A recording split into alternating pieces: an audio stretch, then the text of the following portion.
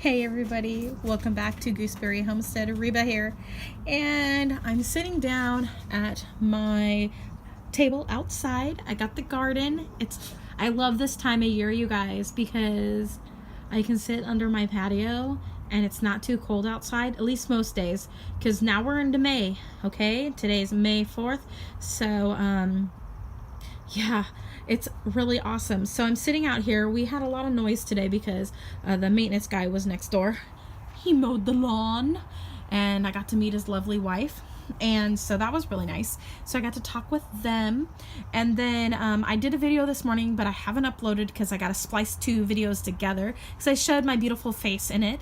And so at the beginning of the video, and then we walked around the garden, and it's like a 35-minute video. So if you love to hear people talk, those are the videos for you. And I'm one of those kind of people. I love the videos where you can just talk. So I'm sitting down here, and I like to say so, but today I finally have decided to sew something. Actually sew something.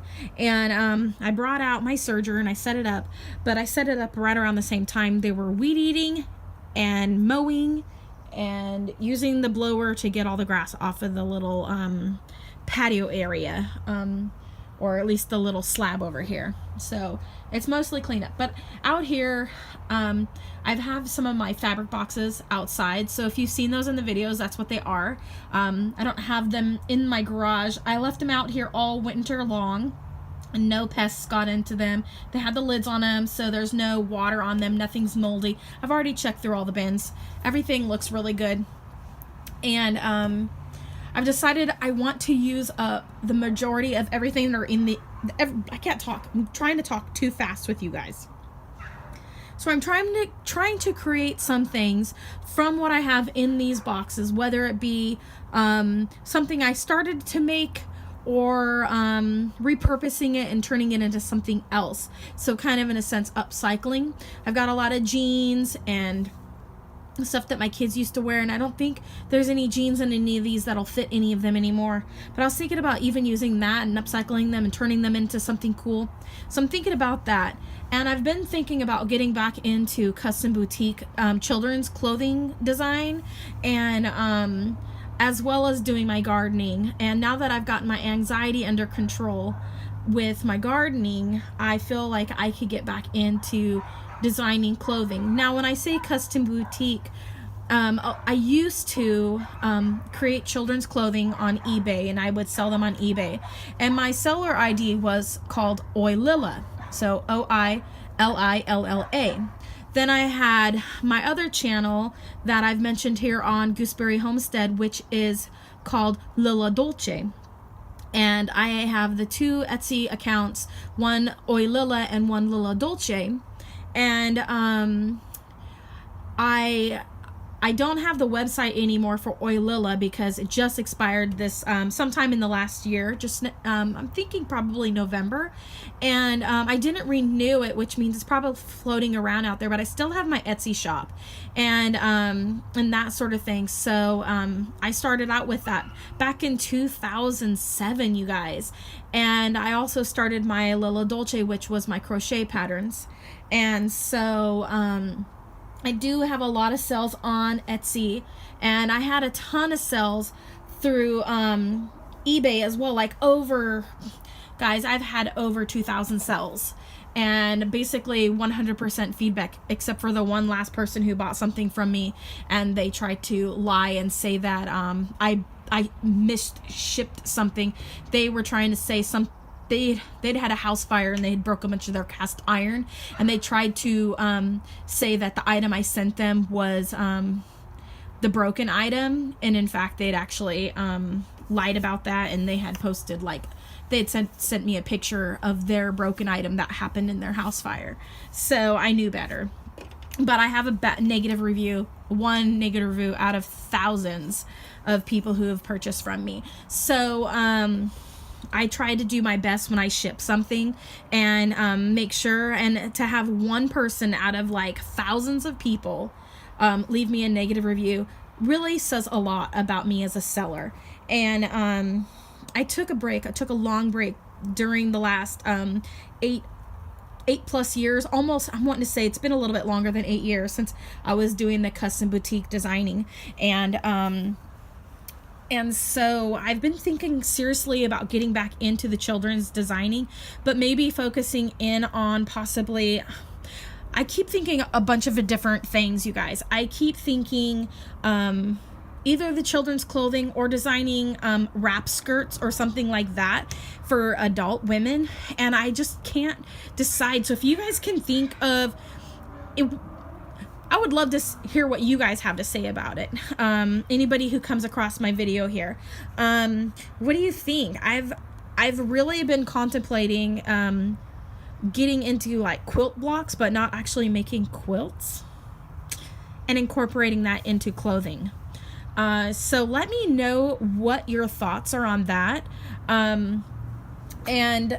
So that's kind of the direction I kind of want to take it, my Etsy shop, because I've been thinking about it the last few days and it's really appealing to me. And so I'm thinking about that. But today I got my sewing machines out, and this is the big step for me, you guys, actually pulling the sewing machine out. So I've got my little sewing machine here, a little one that I can just pull out really easy. My Baby Lock's in the house. I've been trying to sell it. I have a Baby Lock Elegante 2, and I've been trying to sell it on the marketplace, but I had already listed it 4 times. And I guess there's a new thing on Facebook Marketplace that basically doesn't let you list things more than a few times. And so I think I had maxed out, and then the listing just disappeared, so I don't even have the option to relist it again. So I just haven't relisted it, but I was trying to sell it for like $5,000 so that we could pay off our van and be out from underneath that debt, and then apply the rest of it towards my student loan, because that's what we're trying to work on right now. We're trying to work on my student loan, and I think we owe like I'm wanting to say like maybe $9,000 to $10,000 left on my student loan, and then we have about maybe $5,000 left on our van or something like that. I can't remember how much of our tax return went to our van. But anyways, yeah, so our van's almost paid off, which is really amazing. And I know a lot of people do that, Ramsey dudes, financial stuff. I can't remember. I'm wanting to call it, I was going to say something else, but I think what is his name? Dave Ramsey, I think. I could be wrong. But I have listened to some of his stuff a little bit, and I really love it. And so I'm thinking about going through my belongings in my house and just getting rid of extra things also out of my home, and trying to sell some of the stuff that I think is sellable, and then just donating what else, we just have. But I would love to upcycle a lot of the fabrics that I have, and I need to start using all of the yarn that I have. And so I'm thinking about going in several different directions, even with my Etsy, with my 2 Etsy accounts. One, I'm thinking about offering the quilt block clothing, and I'm also thinking about offering on my Etsy, I already offer on my Etsy. I offer on my Lila Dolce. I offer like the patterns and stuff, but I'm thinking about going with a twist on the patterns, and maybe, since I love gardening so much, trying to do more garden inspired garments, clothing, and or scarves. So the majority of the patterns that you'll see in my Etsy shop right now are whimsical food themed scarves. There are a few other plant related scarves on there, but for the most part they're food. And so today I'm sitting down, and that's the biggest battle for me lately, is actually just pulling out the sewing machine and that sort of thing, because things have been kind of buried out in the garage. And so but yeah, I would really love to sell my Baby Lock Elegante, and that way we can pay off some of the debt. And I know generally people don't really talk about the things that they have going, but to pay off those debts will get us one step closer to being able to purchase our land for our homestead. And of course we'll probably have to go into debt to get our homestead as well, but at least we wouldn't have to be paying into rent every single month. like we're doing right now. Because right now I feel like it's a waste of money to have the money that could be going towards our home, our future, our forever home, being going into somebody else's pocket. And I am at that age in my life where I just think it's a bit ridiculous that we're basically making other people rich. And I'm kind of done. I'm kind of done with it. So I'm trying to, now that my strength has gotten back up and I'm feeling better, and my anxiety is finally under control, like I don't have like that pain anymore from the anxiety, because mine was more of a silent anxiety. Like I actually would have physical like pain inside of my body. Like I felt like I was being stabbed in the heart with a knife 24 hours a day kind of anxiety. And so it was more of a stress, a physical like body stress anxiety, not like, I don't know exactly how to describe it without, I don't want to offend anybody. And so anyways, yeah. So since I have that pretty much under control, and I don't have it quite as regularly, like I'll have like anxiety like once in a while now, which is amazing. But the gardening really has helped me a lot. And so today, with getting these sewing machines out, it's a huge step. And now when I go to put them away today, I'll make sure I put them away where I can grab them really quick and come out here, because I can be outside and I could be sewing and helping the family. So today what I'm making here is I created my own little pattern. I drew it out by hand. I also used a pear to help me to create the pattern. I might have to enlarge it, so this might end up being a really tiny pear. So I'm thinking I might need to increase this and enlarge this, and I'll see if I can do that somehow with my printer and make it a little bit bigger, and then just cut that out, and then go for there. Right now I'm just saying make 3 of them. And I have a feeling, because of the size, I might need a few more than just 3 sides. I'm almost thinking I might need 3 of each. So this is the pattern that I'm using is some old, I think this is Michael Miller fabric, and I can't remember, a Free Spirit one. I'm not sure.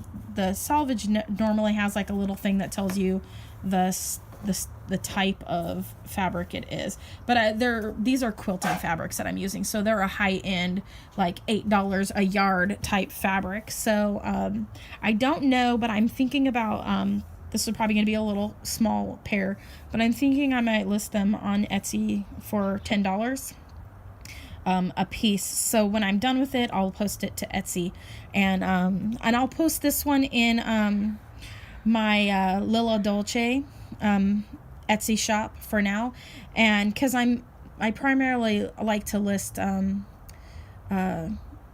clothing in the old Lilla, so I kind of like to keep things separate. I'm OCD like that. So like I have my gardening channel, which is Gooseberry Homestead, and then I have my patterns, which is Lilla Dolce. Yet I do have some physical items listed on there right now, like the scarves that I've finished making and that sort of thing. So if you guys really like my scarves on my Lilla Dolce, you just send me a message and I can custom make you like pretty much anything you want.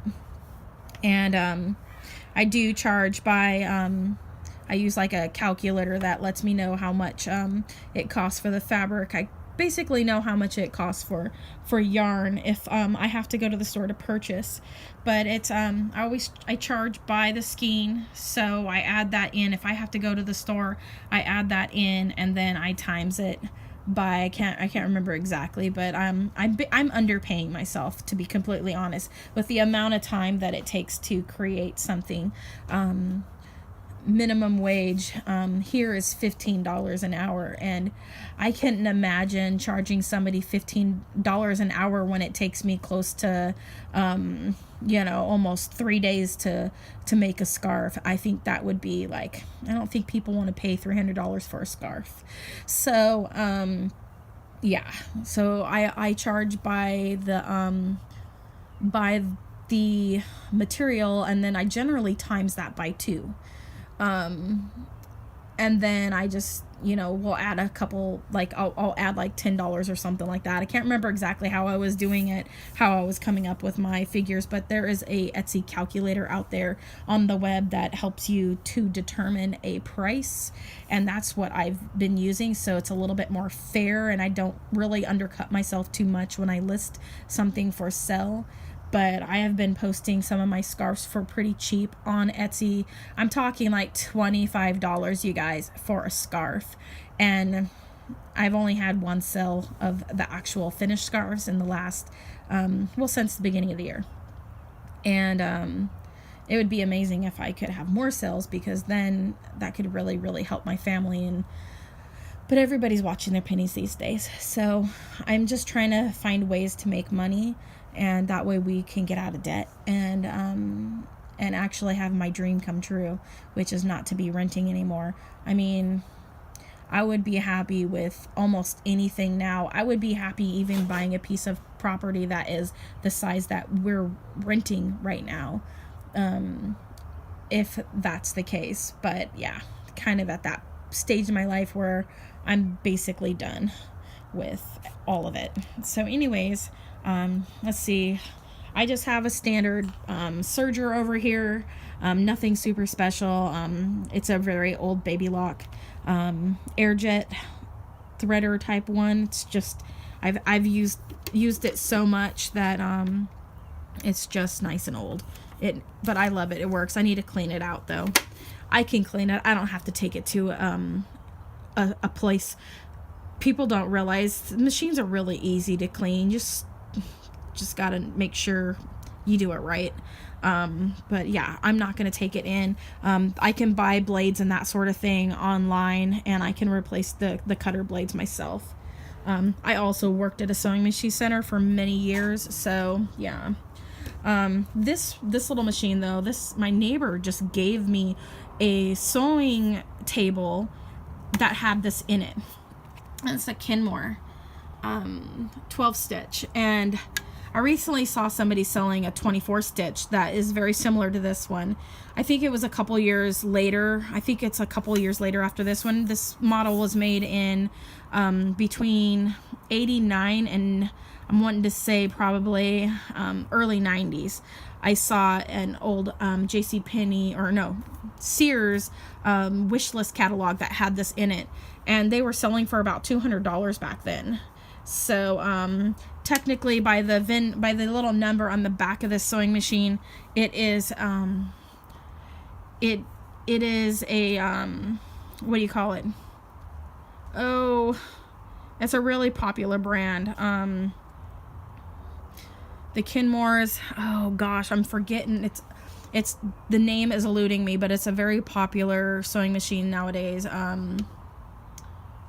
Janome, that's it.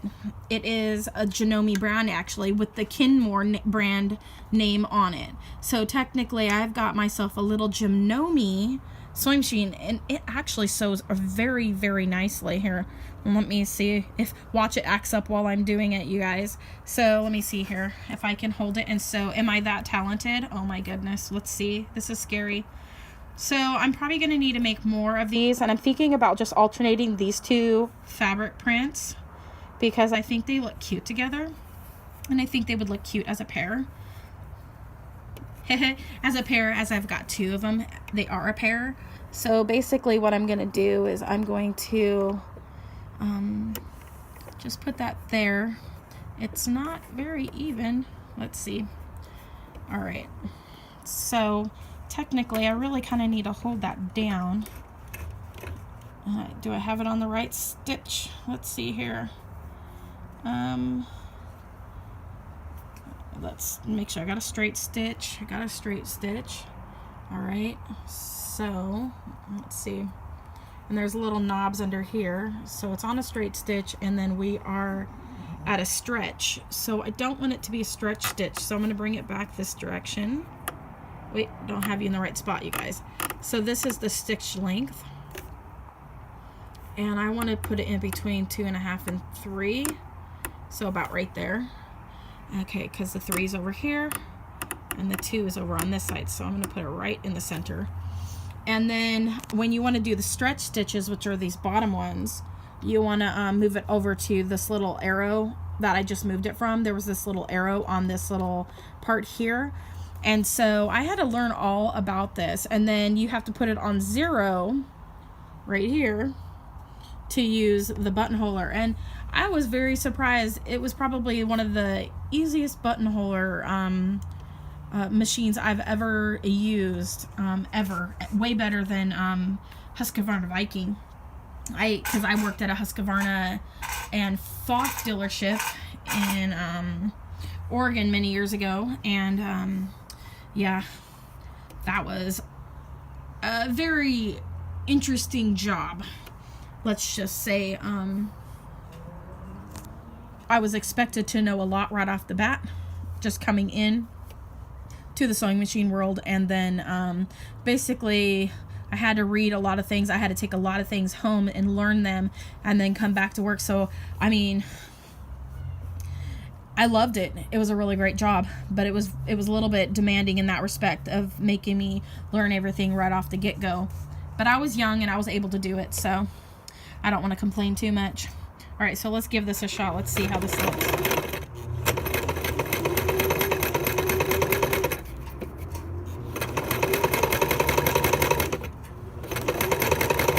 I don't want to sew too much.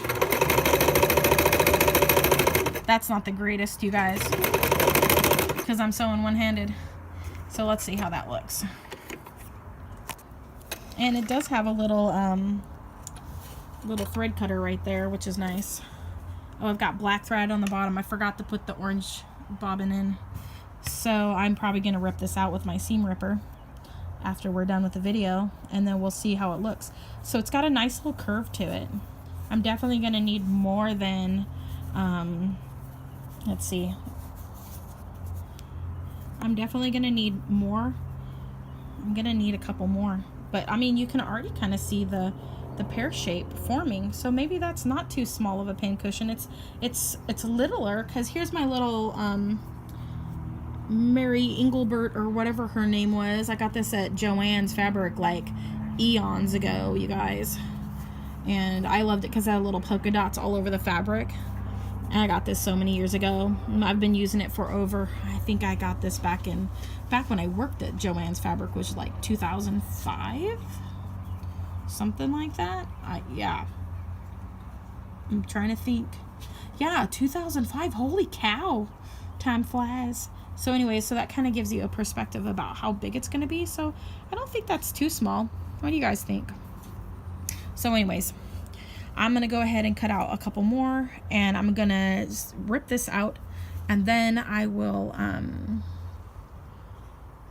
change that orange thread down to the bottom. I figured I'd use orange since I had a bobbin with orange on it already, and this is orange fabric in this. So yeah, it's nice here. The sun's coming onto my table. So anyways, you guys, I will follow up maybe tomorrow with another video of hopefully a finished pincushion, and then I'll get it listed on Etsy, and if anybody wants to buy it, head on over. So anyways, you guys, thanks for coming along with my chat. Let me know, you guys, would you like to see a quilt inspired like wrap skirts, that sort of thing, because that's what I'm thinking about doing. I've been thinking about it really heavily the last couple days. So if you see somebody else pop up with quilt inspired wrap skirts, you know they've been listening to me. No, just saying. But anyways, I've been thinking about that.